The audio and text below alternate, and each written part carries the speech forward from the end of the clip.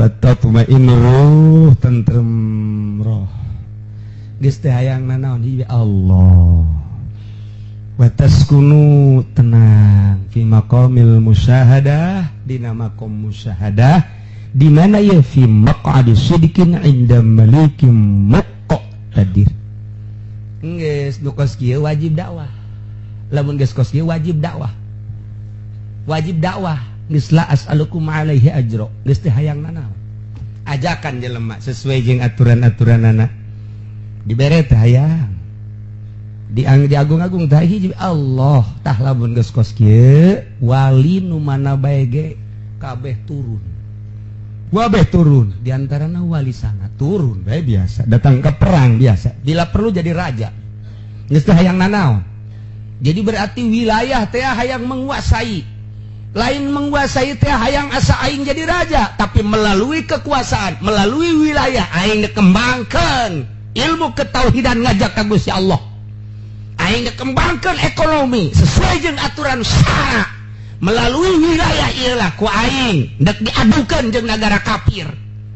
melalui wilayah nyana geus teh hayang nanaon teu hayang hiji bae agungna agama Allah titik mantap jadi raja Syekh Syarif Hidayatullah jadi raja Syekh Maulana Hasanuddin jadi raja silakeun tamun geus kos kitu jadi raja geus teu hayangeun dunia hiji Allah ngajak manusia melalui jabatan jeung wilayah ka Gusti Allah pangneangankeun calon bupati kos kitu pangneangankeun calon gubernur kos kitu pangneangankeun calon presiden kos kitu mun aya dukung ku kabeh mun eueuh ta sirana siratu malik